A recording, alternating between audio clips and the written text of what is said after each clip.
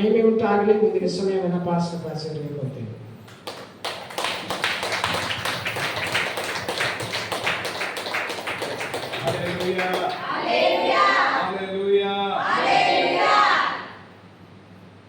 ಬಹಳ ಚೆನ್ನಾಗಿ ಕೇಳ್ತಾ ಇದ್ದೀರಾ.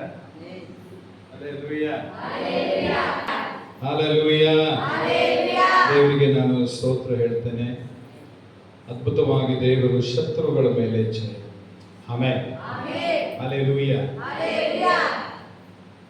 ನಮ್ಮ ಪರವಾಗಿ ದೇವರಿದ್ದ ಅನ್ನೋದಕ್ಕೆ ಬಹಳ ದೊಡ್ಡ ದೊಡ್ಡ ಸಾಕ್ಷ್ಯಗಳಿದೆ. ಆಮೆನ್. ಆಮೆನ್. ಎಲ್ಲರೂ ಆಶ್ಚರ್ಯ ಪಡುವ ರೀತಿಯಲ್ಲಿ ದೇವರ ಕಾರ್ಯ ಮಾಡಿದ್ದಾರೆ. ನನ್ನ ದೇವರು ನಂಬಿಗಸ್ತು ತನ್ನ ಮಕ್ಕಳನ್ನ ಬಹಳ ಉನ್ನತದಲ್ಲಿ ನಿಲ್ಲಿಸ್ತಾನೆ. ಆಮೆನ್. ನಾನು ಈ ಮಾತನ್ನ ಈ ಮಗನಿಗೆ ಒಂದು ವಾಗ್ದಾನವಾಗಿ ಕೊಡುತ್ತೇನೆ. ಐಸಾಯ ಚಾಪ್ಟರ್ 53 ವರ್ಸ್ 12. ನಿಮಗೆ ಇವನು ಇಂಥವನಾಗಿರುವುದರಿಂದ ನಾನು ಇವನಿಗೆ ದೊಡ್ಡವರ ಸಂಗಡ ಪಾಲು ಕೊಡುವೆನು. ಇವನು ಬಲಿಷ್ಠರೊಡನೆ ಸೂರೆಯನ್ನು ಹಂಚಿಕೊಳ್ಳುವನು. ಹಲ್ಲೆಲೂಯಾ. ಹಲ್ಲೆಲೂಯಾ. ವಾಗ್ದಾನವಾಗಿ ಸ್ವೀಕರಿಸಿರಿ. ಇವನು ಇಂಥವನಾಗಿರುವುದರಿಂದ ದೇವರ ಕಾರ್ಯದ ವಿಷಯದಲ್ಲಿ ನಾನು ಹೇಳ್ತಾ ಇದ್ದೇನೆ. ಆಮೆನ್. ವಾಕ್ಯ ಹೇಳ್ತದೆ ಇವನು ಇಂಥವನಾಗಿರುವುದರಿಂದ. ಪರಿಶುದ್ಧನು, ಭಯಭಕ್ತಿ ಉಳ್ಳವನು, ನಂಬಿಗಸ್ತನು ಆಗಿರುವುದರಿಂದ. ಹಲ್ಲೆಲೂಯಾ. ಮಕ್ಕಳು ಕೇವಲ ಪ್ರಾರ್ಥನೆ ಮಾಡಿದ್ರೆ ಆಗಲ್ಲ. ಪರಿಶುದ್ಧರಾಗಿರ್ಬೇಕು, ನಂಬಿಗಸ್ತರಾಗಿರ್ಬೇಕು, ನೀತಿ ಉಳ್ಳವರಾಗಿರ್ಬೇಕು. ಮನೆಯಲ್ಲಿ ತಂದೆ ತಾಯಿಗಳು ಮಕ್ಕಳಿಗೆ ಒಳ್ಳೆ ಆತ್ಮಿಕ ಜೀವಿತದ ಪಾಠ ಕಲಿಸ್ಬೇಕು. ನಾನು ಇದನ್ನು ಪ್ರಾಮಿಸ್ ಆಗಿ ಹೇಳ್ತಾ ಇದ್ದೇನೆ. ಈ ದಿನ ಇವನು ಇಂಥವನಾಗಿರುವುದರಿಂದ ನಾನು ಇವನಿಗೆ ದೊಡ್ಡವರ ಸಂಗಡ ಪಾಲು ಕೊಡುವೆನು. ಆಮೆನ್. ದೇವರು ದರ್ಶನವನ್ನ ವ್ಯಕ್ತಪಡಿಸಿದಾನೆ. ನಾವು ರಾತ್ರಿ ಸಹ ನೀವು ಹೋದ್ರಿ, ಆಮೇಲೆ ನಾವು ಕೂಡಿ ಪ್ರಾರ್ಥನೆ ಮಾಡಿದ್ವಿ. ಪ್ರಾರ್ಥನೆ ಮಾಡಿ ಆ ಸಂದರ್ಭದಲ್ಲಿ ನಾನು ಹೇಳ್ತಿದ್ದೆ ನೋಡ್ರಿ, ದೇವರು ದರ್ಶನ ತೋರಿಸಿದಾನೆ. ತಡವಾಗಲು ದೇವರನ್ನು ನೆರವೇರಿಸಿ. ಆಮೆನ್. ಅಬ್ರಹಾಂ 75 ವರ್ಷದವನಾಗಿದ್ದಾಗ ದೇವರು ವಾಗ್ದಾನ ಮಾಡಿದ. 100 ವರ್ಷ ಆದಾಗ ದೇವರು ನೆರವೇರಿಸಿದ. ದಾವೀದನು ಚಿಕ್ಕವನಾದಾಗ ದೇವರು ಅಭಿಷೇಕ ಮಾಡಿದ. ದೇವರು ದಾವೀದನ ಒಂದು ವಯಸ್ಸಿಗೆ ಬಂದ್ಮೇಲೆ ಅವನಿಗೆ ರಾಜನಾಗಿ ಮಾಡಿದ. ಹಲ್ಲೆಲೂಯಾ. ಪ್ರೀತಿಯ ದೇವರ ಮಕ್ಕಳೇ, ತಕ್ಕ ಕಾಲದಲ್ಲಿ ದೇವರು ಪಾಲು ಕೊಡ್ತಾನೆ. ಎಂತವರ ಸಂಗಡ ಅಂತೆ?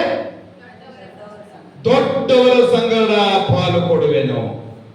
ಒಂದು ದೊಡ್ಡ ಜವಾಬ್ದಾರಿಯನ್ನು ದೇವರು ಕೊಡ್ತಾರೆ. ಒಂದು ದೊಡ್ಡ ನಂಬಿಗಸ್ತಿಕೆಯನ್ನು ದೇವರು ಕೊಡ್ತಾರೆ. ಒಂದು ದೊಡ್ಡ ಅಧಿಕಾರವನ್ನು ದೇವರು ಕೊಡ್ತಾನೆ. ಆಮೆನ್. ಪ್ರಾರ್ಥನೆ ದೇವರು ನೆರವೇರಿಸ್ತಾನೆ. ಆಮೆನ್. ಅವನು ಹೇಳಿದ, ಅಮ್ಮ ಇಂತಿಂತವರು ನನಗೋಸ್ಕರ ಬೇಸರ ಮಾಡದೆ ಪ್ರಾರ್ಥನೆ ಮಾಡಿದ್ದಾರೆ. ಹಲ್ಲೆಲೂಯಾ. ನೋಡ್ರಿ ದೇವರು ಎಷ್ಟು ದೊಡ್ಡ ಕಾರ್ಯಗಳನ್ನು ಮಾಡುತ್ತಾನೆ. ಆಮೆನ್. ಅಮ್ಮ 52 verse 13.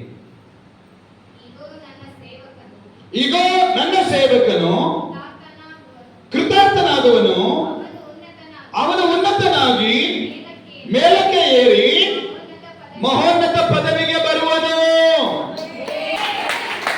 Amen. Amen. S. Promise ಆಗಿ ಈ ಭಾಗಗಳನ್ನ ನೀನು ಸ್ವೀಕಾರ ಮಾಡು. ಯಾಕಂದ್ರೆ ಈಗ ನನ್ನ ಸೇವಕನು ಕೃತಾರ್ಥನಾಗುವನು, ಅವನು ಉನ್ನತವಾಗಿ ಮೇಲಕ್ಕೆ ಏರಿ ಮಹೋನ್ನತ ಪದವಿಗೆ ಬರುವನು. ಆಮೆನ್. ಇದೆಲ್ಲ ಆತ್ಮೀಯ ಸೂಚನೆ. ಈ ಆತ್ಮೀಯ ಮಕ್ಕಳಿಗೆ ಅನ್ವಯಿಸ್ತದೆ. ಆಮೆನ್. ಪರಿಶುದ್ಧರಿಗೆ ಅನ್ವಯಿಸ್ತದೆ, ನಂಬಿಗಸ್ತರಿಗೆ ಅನ್ವಯಿಸ್ತದೆ, ನೀತಿವಂತರಿಗೆ ಅನ್ವಯಿಸ್ತದೆ. ಹಲ್ಲೆಲೂಯಾ. ದೇವರು ನನ್ನ ಆಶೀರ್ವಾದ ಮಾಡಲಿ, ಬಲಪಡಿಸಲಿ ಎಂಬುದಾಗಿ ನಾನು ಶುಭ ಹಾರೈಸ್ತೇನೆ. ಹಲ್ಲೆಲೂಯಾ. ದೇವರಿಗೆ ಕೃತಜ್ಞತೆ ಹೇಳ್ತೇನೆ. ಪ್ರಾರ್ಥನೆಯಲ್ಲಿ, ನಂಬಿಗಸ್ತಿಕೆಯಲ್ಲಿ ಚೆನ್ನಾಗಿ ಬೆಳೀರಿ. ಯಾವುದಕ್ಕೂ ಚಿಂತೆ ಮಾಡಬೇಡ್ರಿ. ಆಮೆನ್. ಆಮೆನ್. ಎಂತ ಪರಿಸ್ಥಿತಿಗಳು ಲೋಕದಲ್ಲಿ ಎದುರಾದ್ರೂ ಬಹಳ ಇದೆ, ಆದ್ರೆ ಸಮಯ ಇಲ್ಲ. ಎಂತ ಪರಿಸ್ಥಿತಿಗಳು ಎದುರಾದ್ರೂ ಸೋತ್ ಹೋಗ್ಬೇಡ್ರಿ. ನೀವು ಮಾಡ್ತಾ ಇದ್ದೀರಮ್ಮ, ಮಾಡುವಾಗ ಅಯ್ಯೋ ಇದನ್ನ ಮಾಡ್ತಾ ಇದೆಯಲ್ಲ ಹೆಂಗ ನೀನಂತ ಹೇಳ್ಬೋದು. ಚಿಂತೆ ಮಾಡಬೇಡ್ರಿ, ಪ್ರತಿಫಲ ಪರಲೋಕದಿಂದ ಬರ್ತದೆ. ಮನೆಯಾಗಿರೋದೇ ಹೇಳ್ಬೋದು, ಇದನ್ನ ಪ್ರತಿಫಲ ಅನ್ನೋದು ಪರಲೋಕದಿಂದ ಬಂದೇ ಬರ್ತದೆ. ನಮ್ಮ ನಿರೀಕ್ಷೆ ಕೆಟ್ಟೋಗಲ್ಲ, ಆಮೆನ್. ನಮ್ಮ ನಿರೀಕ್ಷೆ ಬಿದ್ದೋಗಲ್ಲ, ಆಮೆನ್.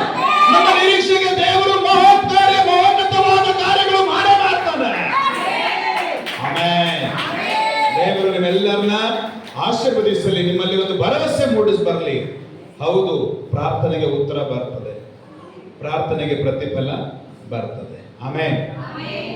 ಧರ್ಮೋಪದೇಶ ಕಾಂಡ 6ನೇ ಅಧ್ಯಾಯ. ಕುಂತ್ಕೊಂಡ್ರು, ನಿಂತ್ಕೊಳ್ಳುವಾಗ, ಮಲ್ಕೊಳ್ಳುವಾಗ, ನಡೆಯುವಾಗ ನಿಮ್ಮ ಮಕ್ಕಳಿಗೆ ವಾಕ್ಯದ ಉಪದೇಶ ಮಾಡ್ರಿ. ವಾಕ್ಯ ಹಾಕ್ರಿ, ಬಾಗಿಲುಗಳಲ್ಲಿ ವಾಕ್ಯ ಕಟ್ರಿ. ಯಾಕಂದ್ರೆ ಮಕ್ಕಳು ನೋಡುವಾಗೆಲ್ಲ ದೇವರವ್ರನ್ನ ಆಶೀರ್ವಾದ ಮಾಡಬೇಕು. ದೇವರ ವಾಕ್ಯ ಅವರ ಹೃದಯಗಳಲ್ಲಿ ಬ್ಲೆಸ್ಸಿಂಗ್ಸ್ ತರಬೇಕು, ಬಿಡುಗಡೆ ತರಬೇಕು, amen. God bless you, amen. ನಾವು ಜಯಶಾಲಿಗಳಾಗೋಣ, ಆಮೆನ್. ನಮ್ಮ ದೇವರು ಕೃಪಾಪೂರ್ಣ,